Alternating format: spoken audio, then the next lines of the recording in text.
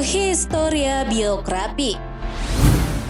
Usmar Ismail adalah seorang pahlawan nasional, sutradara film, sastrawan, wartawan, dan pejuang Indonesia yang berdarah Minangkabau. Ia dikenal sebagai tokoh yang berperan dalam mempelopori perfilman di Indonesia, sehingga diberi julukan sebagai Bapak Film Indonesia. Bagi yang belum mengenal sosoknya, berikut fakta menarik Bapak Film Indonesia.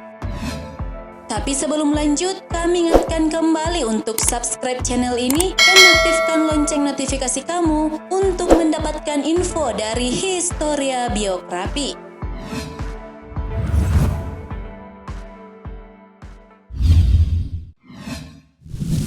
Masa kecil dan pendidikan.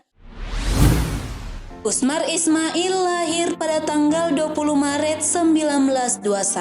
Ia adalah anak dari Datu Tumenggung Ismail, seorang guru sekolah kedokteran di Padang, sedangkan ibunya bernama Siti Fatimah. Usmar Ismail memulai pendidikannya dengan bersekolah di HIS Bukit Tinggi. Setelah itu, beliau melanjutkan studinya di Mulo Simpang Haru Padang. Ketika bersekolah di Mulo, bakatnya di bidang sastra sudah mulai terlihat. Saat itu Usmar bersama teman-temannya ingin tampil dalam acara perayaan hari ulang tahun Putri Mahkota, yakni Ratu Wilhelmina di Pelabuhan Muara Padang. Beliau berencana akan menyajikan suatu pertunjukan dengan keterampilan yang unik, gagah, dan juga mengesankan. Namun penampilan itu gagal karena Usmar dan teman-temannya terlambat ke lokasi pertunjukan karena kelelahan. Setelah lulus dari Mulo, Usmar Ismail merantau ke Pulau Jawa, tepatnya di Yogyakarta. Di sana, Usmar melanjutkan pendidikannya di Algemene Middelbare School dan mengambil jurusan klasik timur. Semasa di AMS, Usmar Ismail semakin memperdalam pengetahuannya tentang drama. Ia juga mulai mengirim karya-karyanya ke berbagai majalah.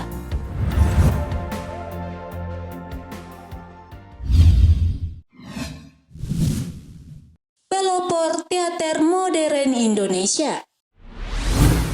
Pada masa pendudukan Jepang, Usmar Ismail pernah bekerja di Kantor Besar Pusat Kebudayaan Jepang bersama Armin Pane serta beberapa budayawan lainnya untuk mementaskan drama. Kemudian pada tahun 1943, Usmar bersama kakaknya El Hakim serta Cornel Simanjuntak, Rosihan Anwar, dan H.B. Jasin mendirikan kelompok sandiwara yang diberi nama Maya. Mereka mementaskan sandiwara berdasarkan teknik teater barat. Hal tersebut dianggap sebagai tonggak lahirnya teater modern di Indonesia. Beberapa sandiwara yang dipentaskan Maya diantaranya Taufan di Atas Asia karya El Hakim, Liburan Seniman oleh Usmar Ismail, Mutiara dari Nusa Laut karya Usmar Ismail, dan Mekar Melati karya Usmar Ismail.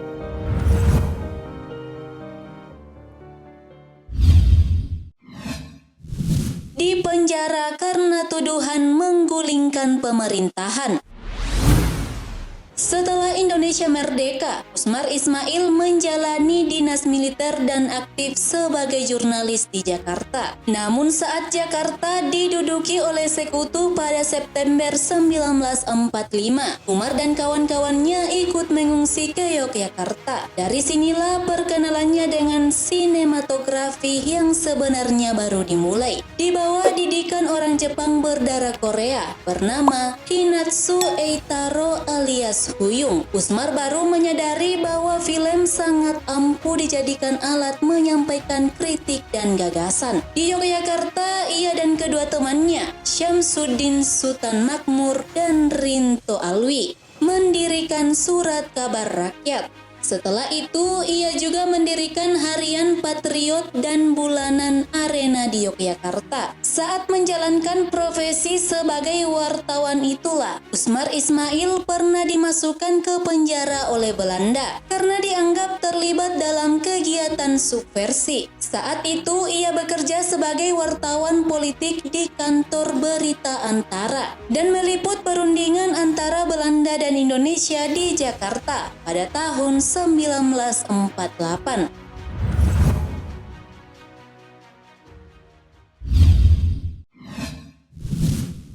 Mendirikan perusahaan film Indonesia. Setelah bebas dari penjara, Umar Ismail lebih memfokuskan diri ke dunia perfilman. Ia aktif sebagai pengurus lembaga yang berkaitan dengan teater dan film. Ia pernah menjadi Ketua Badan Permusyawaratan Kebudayaan Yogyakarta, Ketua Serikat Artis Sandiwara Yogyakarta, Ketua Akademi Teater Nasional Indonesia, dan Ketua Badan Musyawarah Perfilman Nasional. Kemudian pada tanggal 30 Maret 1950, Umar Ismail mendirikan Perfini atau Perusahaan Film Nasional Indonesia. Di hari yang sama, ia langsung bertolak ke Subang dan memulai syuting pertama filmnya, yakni Dara dan Doa, sebuah film drama kemanusiaan di masa Perang Revolusi. Dengan adanya film tersebut, maka pada tanggal 30 Maret kemudian ditetapkan sebagai Hari Film Nasional. Jeripaya Usmar kembali mendapat rintangan tak kala film pertamanya itu dilarang beredar di daerah karena dianggap dapat mengancam wibawa tentara. Larangan yang dikeluarkan oleh otoritas militer ini sempat membuat kondisi keuangan perusahaan menjadi krisis hingga menghasilkan hutang yang cukup besar.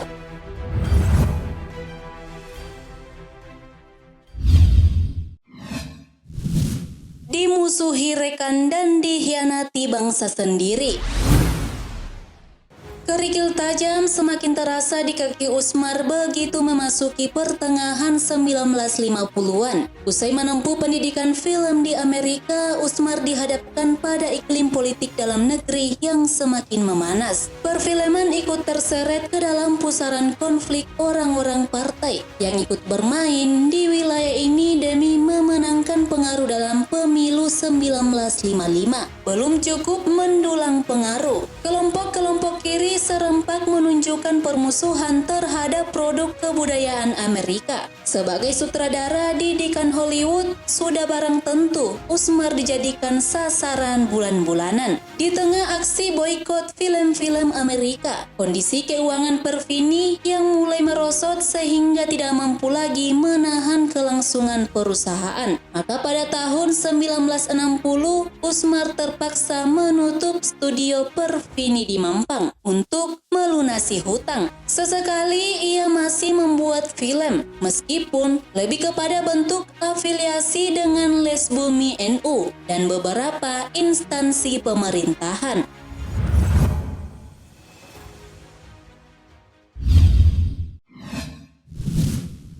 Mendirikan Miraca Sky Club.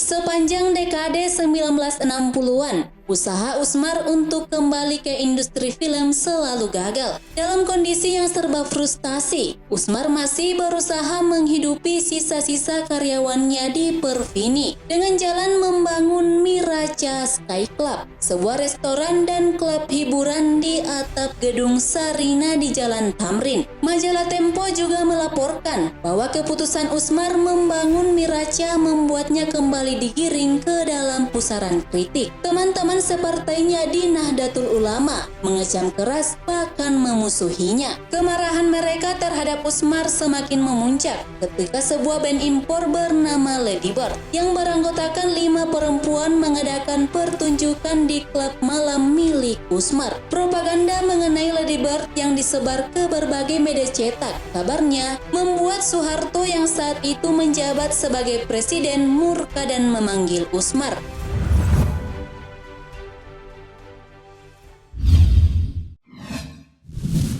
Akhir hayat maestro film Indonesia. Pada tahun 1970, Usmar Ismail mengadakan kerjasama dengan perusahaan Italia untuk memproduksi film Adventure in Bali. Namun proses dan pasca produksi film ini mengalami masalah. Rosihan Anwar, sahabat Usmar, mengatakan dalam perjanjian awalnya nama Usmar Ismail sebagai sutradara akan dicantumkan dalam versi film ini yang akan diedarkan di Eropa. Namun, ketika Usmar berkunjung ke Roma melihat penyelesaian film itu, namanya justru sama sekali tidak disebut. Menurut Rosihan, Usmar ditipu oleh produser Italia. Di tengah kesulitan, Usmar tetap berjuang mempertahankan perusahaan filmnya dan menggaji karyawannya. Namun tak lama kemudian Usmar jatuh sakit di rumahnya akibat pendarahan otak. Usmar Ismail menghembuskan nafas terakhirnya pada tanggal 2 Januari 1971 di Jakarta. Ia dimakamkan di TPU Karet Bifak, Jakarta. Sebagai bentuk penghargaan atas jasanya dalam dunia perfilman Indonesia, ia kemudian dianugerahi gelar pahlawan nasional oleh Presiden Republik Indonesia berdasarkan surat keputusan Presiden Republik Indonesia nomor 109/TK tahun 2021 pada tanggal 25 Oktober 2021.